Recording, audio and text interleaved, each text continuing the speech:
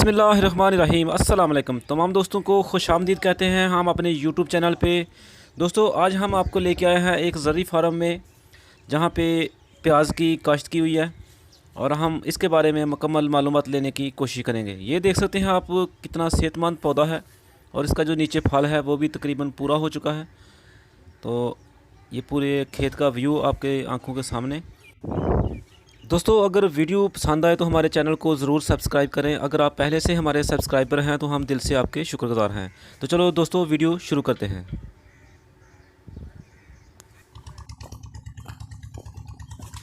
अस्सलाम वालेकुम। क्या हाल जी? ठीक हो? खरीद से ठीक है। ते की नाम जी अपना? मेरा नाम तारक जी।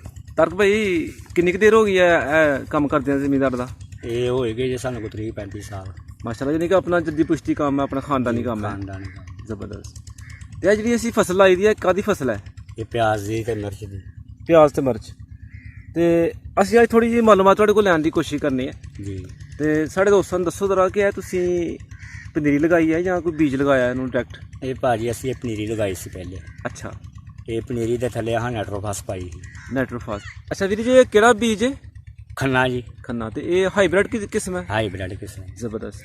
ते एक एकड़ दे विच किन्नियां क थैलियां लग जांदियां ने इहदियां? 3 लगियां जी, अपने 2 ते 1.5 थैली लगी जी। 1.5 थैली। अच्छा, एक एकड़ च। हाँ जी। ते एक थैली दी कीमत जरा दस्सो सानूं। 35,000 रुपया। 35,000। ये बहुत ज़्यादा महंगा नहीं? नहीं जी, 1 नंबर बीज है। अच्छा, ते इहदी थैली हर किस्म दा जेहड़ा इहदा बीज है 35,000 दी आंदी है? ਇਹਦੀ ਭਾਜੀ ਇੱਕ 10,000 ਦੀ ਵੀ ਹੈ, ਇੱਕ 15,000 ਦੀ ਵੀ ਹੈ, ਇੱਕ 20,000 ਦੀ ਵੀ ਹੈ, अच्छा, ਇੱਕ 30,000 ਤੱਕ ਵੀ ਹੈ, ਲੇਕਿਨ 35,000 ਵਾਲਾ ਇੱਕ ਨੰਬਰ ਵੀ ਹੈ ਤੁਸੀਂ ਪਹਿਲੇ ਵੀ ਕਾਸ਼ਤ ਕਰ ਚੁੱਕੇ ਹੋ? ਜੀ। ਪਹਿਲੇ ਵੀ ਕੀਤੀ ਹੈ। ਮਾਸ਼ਾਅੱਲਾ, ਫਸਲ ਮੈਂ ਵਿਜ਼ਿਟ ਕੀਤੀ ਹੈ, ਦੇਖੀ ਹੈ, ਬਹੁਤ ਅੱਛੀ ਫਸਲ ਹੈ। ਮੈਨੂੰ ਤੇ ਇਹ ਕਿਸੇ ਪਾਸੇ ਵਿੱਚ ਕਮੀ ਨਜ਼ਰ ਨਹੀਂ ਆਈ। ਹਾਂਜੀ। ਤੇ ਇਸ ਵਾਸਤੇ ਮੈਂ ਦੋਸਤਾਂ ਨੂੰ ਦੱਸਣਾ ਚਾਹ ਰਿਹਾ ਕਿ ਬੀਜ ਬਹੁਤ ਅੱਛਾ ਤੁਸੀਂ ਇਸਤੇਮਾਲ ਕੀਤਾ। ਇਹ ਬੀਜ ਦੇ ਸਾਰੇ ਨਤਾਇਜ ਨੇ? ਜੀ ਬੀਜ ਕਮਾਲ ਨੇ ਸਾਰੇ। ਅੱਛਾ, ਜ਼ਰਾ ਪਨੀਰੀ ਉਗਾਉਣ ਦਾ ਤਰੀਕਾ ਦੱਸੋ ਸਾਨੂੰ। ਪਨੀਰੀ ਉਗਾਉਣ ਦਾ ਜੀ, ਇਹਨੂੰ ਪਹਿਲੇ ਤੁਸੀਂ ਨਾ ਖੱਤੀਆਂ ਬਣਾਉਣੀਆਂ ਨੇ। ਠੀਕ ਹੈ। ਖੱਤੀਆਂ ਬਣਾ ਕੇ ਤੇ ਉਸ ਤੋਂ ਕਿੰਨੀ ਬਾਅਦ ਉਹਦੇ ਵਾਸਤੇ ਜਗ੍ਹਾ ਤਕਰੀਬਨ ਕਿੰਨੀ ਕੁ ਚਾਹੀਦੀ ਹੈ ਜ਼ਮੀਨ? ਜਗ੍ਹਾ ਵੀ ਤਕਰੀਬਨ 5 ਮਰਲੇ। 5 ਮਰਲੇ। ਇਹ 1 ਏਕੜ ਦੀ ਪਨੀਰੀ? ਨਹੀਂ ਜੀ, 2 ਏਕੜਾਂ ਦੀ। ਅੱਛਾ, 1 ਏਕੜ ਦੀ ਸਾਨੂੰ ਦੱਸੋ ਜਰਾ ਕਿ 1 ਏਕੜ ਦੀ ਵਿੱਚ ਕਿੰਨੀ ਕੁ ਜ਼ਮੀਨ ਦਰਕਾਰ ਹੈ ਇਹਦੇ ਵਾਸਤੇ ਪਨੀਰੀ ਉਗਾਉਣ ਵਾਸਤੇ? 2.5 ਮਰਲੇ 3 ਮਰਲੇ। 2.5 ਮਰਲੇ। ਠੀਕ ਹੈ, ਠੀਕ ਹੈ, ਅੱਗੇ ਗੱਲ ਕਰੋ। ਉਸ ਤੋਂ ਬਾਅਦ ਇਹਨੂੰ ਨਾ ਉਹਨੂੰ ਗੋੜ ਬਣਾ ਕੇ ਸਾਫ਼ ਸੁਥਰੀ ਕਰਕੇ उसमें फिर बीज डालना है। ठीक है। बीज डाल के उत्ते ऊपर हाथ मारना है। ठीक है। ऊपर हाथ मार के फिर उन्होंने मठा मठा जड़ा ना प्यालना है। पानी देना है जी, पानी देना। छिड़काव ना देना या ऐसा देना है? नहीं जी, खुला पानी देना। अच्छा, ठीक है, भरना है। ठीक है। उस तो बाद जो बह जाता पानी लग के बह जाता प्याज थले, उस तो ऊपर स्वाह डालनी है। ठीक है। स्वाह जी राख होंदी है जी, अपने गोया शोया दी अग दी राख होंदी है। ठीक है। ऐ डाल के उन्होंने यानी कि प्याज नूं जड़ा ना बीज नूं पूरा मुकम्मल कज देना है। ठीक है। यानी कि नज़र ना आए। उस तो बाद उन्हें सारा निकल आएगा। अच्छा, ये किन्ने दिनों बाद तकरीबन पनीरी निकल आती है जी? ये जी 5-4 दिन बाद निकल आती है। 5-6 दिन बाद। 5-6 दिन यानी कि 1 हफ्ते ਵਿੱਚ ਪਨੀਰੀ ਦੀ ਨਿਕਲ ਆਉਂਦੀ? हाँ, 1 हफ्ते ਦੇ ਵਿੱਚ ਮੁਕੰਮਲ यानी कि बाहर आ जाती है। पनीरी वगैरह ਤੇ ਸਪਰੇਅ ਦੀ ਨਹੀਂ ਜ਼ਰੂਰਤ ਹੁੰਦੀ? नहीं, कोई जरूरत नहीं है। ਕਿੰਨੇ ਦਿਨਾਂ ਦੀ ਪਨੀਰੀ ਹੋ ਜੇ ਤੇ ਅਸੀਂ ਉਹਨੂੰ ਪੈਲੀ 'ਚ ਮੁੰਤਕਿਲ ਕਰਨਾ? 2-2.5 ਮਹੀਨੇ ਦੀ ਹੁੰਦੀ ਹੈ। 2 ਤੋਂ ਲੈ ਕੇ 2.5 ਮਹੀਨੇ ਤੱਕ। ਕੁਛ ਪਨੀਰੀ ਜਿਹੜੀ ਆ ਉਹ ਜਲਦੀ ਗਰੋਥ ਕਰ ਜਾਂਦੀ ਹੈ, ਉਹ 2 ਮਹੀਨੇ 'ਚ ਬੰਦਾ ਮੁੰਤਕਿਲ ਕਰ ਦਿੰਦਾ। ਕੁਛ ਜਿਹੜੀ ਉਹਦੀ ਗਰੋਥ ਥੋੜੀ ਘੱਟ ਹੁੰਦੀ ਹੈ, ਉਹਨੂੰ 2.5 ਮਹੀਨੇ ਲੱਗ ਜਾਂਦੇ। 2.5 ਮਹੀਨੇ ਲੱਗ ਜਾਂਦੇ। ਠੀਕ ਹੋ ਗਿਆ। ਤੇ ਤਾਰਕ ਭਾਈ ਸਾਨੂੰ ਦੱਸੋ ਜਰਾ ਕਿ ਇਹ ਜਿਹੜੀ ਜ਼ਮੀਨ ਹੈ ਤੁਸੀਂ ਕਿਸ ਤਰ੍ਹਾਂ ਇਹ ਤਿਆਰ ਕੀਤੀ ਹੈ? ਇਹ ਭਾਜੀ ਅਸੀਂ ਇਹਨੂੰ ਪਹਿਲੇ ਅਸੀਂ ਨਾ ਵਾਇਆ ਸੀ। ਅੱਛਾ। ਤਕਰੀਬਨ 4-5-6 ਵਾਰੀ ਵਾਇਆ ਸੀ। ਠੀਕ ਹੈ। ਉਸ ਤੋਂ ਬਾਅਦ ਫਿਰ ਇਹਦੀ ਮੈਂ ਖਾਦ ਡਾਲੀ। ਅੱਛਾ। 2-2 3-3 ਗੁੱਥੀਆਂ ਯਾਨੀ ਕਿ DAP ਡਾਲ ਦਿੱਤੀ 3-3। ਠੀਕ ਹੈ। ਉਸ ਤੋਂ ਬਾਅਦ ਫਿਰ ਇਹਦੇ ਵਿੱਚ ਹਾਂ ਨਾ ਖੇਲਾਂ ਕੱਢੀਆਂ, ਖੇਲਾਂ ਕੱਢ ਕੇ ਫਿਰ ਉਸ ਨੂੰ ਪਨੀਰੀ ਪੋੜ ਕੇ ਇਹਦਾ ਲਾ ਦਿੱਤੀ। ਅੱਛਾ, ਤੇ ਜਦੋਂ ਪਨੀਰੀ ਤੁਸੀਂ ਲਗਾਈ ਹੈ ਤੁਸੀਂ ਖੁਸ਼ਕ ਜ਼ਮੀਨ 'ਚ ਲਗਾਈ ਹੈ ਜਾਂ ਇਹਨੂੰ ਪਾਣੀ ਲਗਾ ਕੇ ਫਿਰ ਲਗਾਈ ਉਹਦੇ 'ਚ? ਨਹੀਂ ਭਾਜੀ, ਇਹ ਖੁਸ਼ਕ 'ਚ ਲਗਾ ਕੇ ਫਿਰ ਪਿੱਛੇ ਪਾਣੀ ਲਗਾਇਆ। ਤੇ ਕਿੰਨੇ ਦਿਨਾਂ ਬਾਅਦ ਤੁਸੀਂ ਪਾਣੀ ਦਿੱਤਾ ਫਿਰ? ਨਹੀਂ, ਉਸ ਦਿਨ ਬਾਅਦ ਜੀ ਮਗਰੇ ਨਾਲ ਹੀ ਪਾਣੀ ਫਿਰ ਨਾਲ ਹੀ ਪਾਣੀ ਇਕੱਠਾ ਹੀ ਲਗਾ ਦੇਣਾ ਹੈ? ਹਾਂਜੀ।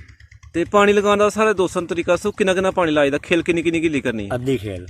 ਅੱਧੀ ਖੇਲ? ਪੂਰੀ ਖੇਲ ਨਹੀਂ ਕਰਨੀ? ਹਾਂਜੀ, ਪੂਰੀ ਖੇਲ ਨਹੀਂ ਕਰਨੀ, ਅੱਧੀ ਖੇਲ ਪਿਆ ਕਰਨੀ ਹੈ ਜਿਹੜੀ ਕਿ ਸਲਾਬ ਚੜ ਜਾਏ। ਤੇ ਕਿੰਨੀ ਖਾਦ ਪਾਈ ਹਜੇ ਇਹਦੇ ਜ਼ਮੀਨ ਤਿਆਰੀ 'ਚ? ਤਿਆਰੀ ਵਿੱਚ 3 ਗੁੱਥੀਆਂ। 3 ਗੁੱਥੀਆਂ? ਜੀ, DAP। ਤਿੰਨੇ DAP ਪਾਈਆਂ ਜੀ ਤੇ। ਅੱਛਾ, ਜ਼ਬਰਦਸਤ। ਅੱਛਾ, ਤੇ ਅੱਗੋਂ ਸਾਨੂੰ ਦੱਸੋ ਜਰਾ ਕਿ ਇਹ ਜਿਹੜੀ ਸਪਰੇਅ ਦਾ ਸ਼ਡਿਊਲ ਹੈ ਤੁਹਾਡਾ, ਉਹ ਕੀ ਸ਼ਡਿਊਲ ਹੈ? ਕਿੰਨੇ ਦਿਨਾਂ ਬਾਅਦ ਪਹਿਲੀ ਜਦੋਂ ਪੌਦਾ ਆਪਣੀ ਯਾਨੀ ਕਿ ਨਾ ਤਿਆਰੀ ਫੜ ਜਾਂਦਾ ਨਾ ਤਾਂ ਆਪਣੇ ਤੁਰਨ ਦੀ। ਹਾਂਜੀ। ਉਸ ਤੋਂ ਬਾਅਦ ਇੱਕ ਨੂੰ ਸਪਰੇਅ ਵੱਜਣੀ ਹੈ ਲੂੜੀ ਛੁੜੀ ਦੀ। ਅੱਛਾ। ਫਿਰ ਉਸ ਤੋਂ ਬਾਅਦ ਜਿਹੜੀ ਨਾ ਫਿਰ ਇੱਕ ਵੱਜਣੀ ਇਹਨੂੰ ਉਹ ਗੰਦ ਛੰਦ ਨਾ ਉੱਗੇ ਵਿੱਚ। ਠੀਕ ਹੈ। ਉਸ ਤੋਂ ਬਾਅਦ ਫਿਰ ਇਹਨੂੰ ਜਿਹੜੀ ਜਰਸੋਂ ਦੀ ਵੱਜਣੀ ਹੈ।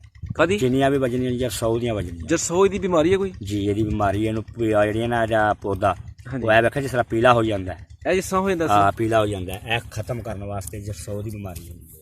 ਅੱਛਾ, ਇਹਨੂੰ ਇਹ ਜਰਸੋ ਦੀ ਬਿਮਾਰੀ ਕਿਹਾ ਜਾਂਦਾ। ਹਾਂਜੀ, ਉਹਨੂੰ ਫਿਰ ਉਹ ਜਿਹੜੀ ਨਾ ਉਹ ਜੇ ਸਪਰੇਵਾ ਵਜਦੀ। ਅੱਛਾ, ਇਹ ਕਿੰਨੇ 4 ਤਕਰੀਬਨ ਵੱਜ ਜਾਣ 3 ਵੱਜ ਜਾਣ 5 ਵੱਜ ਜਾਣ ਜਿੰਨੀਆਂ ਵੀ ਮਾਰਨੀਆਂ ਨੇ ਇਹਨੂੰ ਅਸੀਂ ਉਹ ਇਹਦੀ ਮੁਕੰਮਲ। ਕਿੰਨੇ ਮਹੀਨੇ ਉਮਰ ਜੇ ਇਸ ਫਸਲ ਦੀ? ਇਹਦੀ 3 3.5 ਮਹੀਨੇ 3 ਮਹੀਨੇ।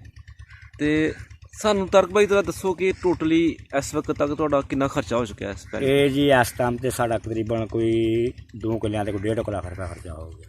ਇੱਕ ਕਿੱਲੇ ਦੀ ਅਗਰ ਔਸਤ ਲਾਈ ਜਾਏ ਤੇ ਇੱਕ ਕਿੱਲੇ ਤੇ ਤਕਰੀਬਨ ਫਿਰ 70-75 ਹਜ਼ਾਰ ਰੁਪਇਆ ਖਰਚ ਹੋ ਜਾਂਦਾ ਹੈ। 75,000 ਰੁਪਏ। ਤੇ ਸਾਡੇ ਦੋਸਤਾਂ ਨੂੰ ਜਰਾ ਦੱਸੋ ਕਿ ਇਹਦੇ ਵਿੱਚ ਤੁਹਾਨੂੰ ਕਿੰਨੀ ਅੱਲਾ ਪਾਕ ਦੇ ਘਰ ਚ ਉਮੀਦ ਹੈ ਮੁਨਾਫਾ ਆਉਣ ਦੀ? ਸਾਨੂੰ ਅੱਲਾ ਦੇ ਘਰ ਦੀ ਉਮੀਦ ਹੈ ਕਿ ਸਾਨੂੰ ਰੁਪਈਆ ਜਿਹੜਾ ਲੱਖ ਕਿੱਲੇ ਦਾ ਲੱਭ ਜਾਏਗਾ। ਅੱਲਾ ਪਾਕ ਦੇ ਘਰ ਚ ਅਸੀਂ ਦੁਆ ਕਰਨੇ ਆ ਕਿ ਅੱਲਾ ਪਾਕ ਤੁਹਾਡੀ ਉਮੀਦ ਪੂਰੀ ਕਰੇ। ਦੇਗਾ। ਤੇ ਇਨਸ਼ਾਅੱਲਾ ਜਿਸ ਤਰ੍ਹਾਂ ਦੀ ਫਸਲ ਹੈ ਸਾਨੂੰ ਆਪਣੀ ਕੋਸ਼ਿਸ਼ ਪੂਰੀ ਹੈ। ਹਾਂ, ਫਸਲ ਤੇ ਤੁਸੀਂ ਕੋਈ ਮਿਹਨਤ ਨਹੀਂ ਛੱਡੀ ਜਿਹੜੀ ਕਿ ਇਨਸ਼ਾਅੱਲਾ ਨਜ਼ਰ ਆ ਰਹੀ ਹੈ ਕਿ ਮਿਹਨਤ ਕੀਤੀ ਦੀ ਹੈ। ਤੇ ਅੱਲਾ ਪਾਕ ਤੁਹਾਨੂੰ ਇੱਕ ਮੁਨਾਫਾ। ਨੂੰ ਮਹਾਂਗਾ ਗੋਡੀ ਵੀ ਕਰਵਾਉਣੀ ਪੈਂਦੀ ਹੈ। ਹਾਂ, ਗੋਡੀ ਦਾ ਸਾਨੂੰ ਇਸ ਤਰ੍ਹਾਂ ਥੋੜਾ ਜਿਹਾ ਮਿਸ ਹੋ ਗਿਆ ਕਿ ਸਾਨੂੰ ਦੱਸੋ ਜਰਾ ਕਿ ਗੋਡੀ ਕਿੰਨੀਆਂ ਗੋਡੀਆਂ ਨੂੰ ਪੈਂਦੀਆਂ ਨੇ? ਔਰ ਇਹਨੂੰ ਸਿਰਫ ਇੱਕ ਗੰਦ ਵਾਲੀ ਸਪਰੇਅ ਹੁੰਦੀ ਹੈ। ਹਾਂਜੀ। ਜੇ ਗੰਦ ਦੁਬਾਰਾ ਉੱਗ ਪਏ ਤੇ ਫਿਰ ਇੱਕ ਵਾਰੀ ਲੰਬੀ ਫਿਰ ਵਾਸ਼ ਲਓ ਬਸ। ਅੱਛਾ, ਉਸ ਤੋਂ ਬਾਅਦ ਫਿਰ ਅੱਲਾ ਦੀ ਸਬਰ ਇੱਕ ਹੀ ਗੋਡੀ ਤਕਰੀਬਨ? ਇੱਕ ਹੀ ਗੋਡੀ। ਤੇ ਜਿਹੜੇ ਨਵੇਂ ਦੋਸਤ ਤੁਹਾਡੇ ਤੋਂ ਮੁਤਾਸਰ ਹੋ ਕੇ ਤੁਹਾਡੀ ਫਸਲ ਤੋਂ ਮੁਤਾਸਰ ਹੋ ਕੇ ਇਹ ਕੰਮ ਕਰਨਾ ਚਾਹੁੰਦੇ ਨੇ, ਹਾਂਜੀ, ਤੁਸੀਂ ਉਹਨਾਂ ਨੂੰ ਕੀ ਮਸ਼ਵਰਾ ਦੇਣਾ ਚਾਹੁੰਦੇ ਹੋ? ਉਹਨਾਂ ਨੂੰ ਇਹੋ ਹੀ ਮਸ਼ਵਰਾ ਹੈ ਜਿਹੜਾ ਮਸ਼ਵਰਾ ਵੇਖ ਰਹੇ ਨੇ ਅਸੀਂ ਇਹਦੇ 'ਤੇ ਅਮਲ ਕਰਨਾ। ਠੀਕ ਹੈ ਭਾਈ, ਉਹ ਜਿਹੜਾ ਨਾ ਆਪਣੇ ਪਹਿਲੇ ਉਹ ਮਾਲੂਮਾਤ ਲੈਣ। ਅੱਛਾ, ਇਹ ਪਿਆਜ਼ ਨੂੰ ਕਿਸ ਲਗਾਉਣਾ ਹੈ, ਕਿਸ ਤਰ੍ਹਾਂ ਕਰਨਾ ਹੈ ਇਹਨੂੰ, ਉਸ ਤੋਂ ਬਾਅਦ ਉਹਨੂੰ ਲਾਉਣ। ਇਸ ਤਰ੍ਹਾਂ ਨੁਕਸਾਨ ਕਰਕੇ ਬਹਿ ਜਾਣਗੇ।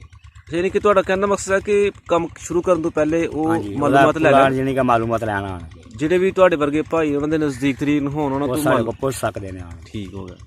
ਤੇ ਤਰਕ ਭਾਈ ਸਾਨੂੰ ਬੜੀ ਖੁਸ਼ੀ ਹੋਈ ਔਰ ਸਾਡੀ ਮਾਲੂਮਾਤ 'ਚ ਬੜਾ ਇਜ਼ਾਫਾ ਤੁਸੀਂ ਕੀਤਾ। ਅਸੀਂ ਦੋਸਤਾਂ ਤੋਂ ਵੀ ਉਮੀਦ ਰੱਖਦੇ ਹਾਂ ਕਿ ਉਹਨਾਂ ਦੀ ਮਾਲੂਮਾਤ 'ਚ ਵੀ ਇਜ਼ਾਫਾ ਹੋਇਆ ਹੋਏਗਾ ਇਨਸ਼ਾਅੱਲਾ। ਤੇ ਅਸੀਂ ਇਨਸ਼ਾਅੱਲਾ ਤੁਹਾਡੇ ਕੋਲ ਦੁਬਾਰਾ ਵੀ ਆਵਾਂਗੇ ਔਰ ਜਦੋਂ ਇਹ ਤੁਸੀਂ ਇਹਦੀ ਹਾਰਵੈਸਟਿੰਗ ਕਰਨੀ ਹੈ, ਜਦੋਂ ਪੁੱਟਣਾ ਇਹਨੂੰ, ਅਸੀਂ ਇਨਸ਼ਾਅੱਲਾ ਉਦੋਂ ਵੀ ਆ ਕੇ ਕਵਰ ਕਰਾਂਗੇ।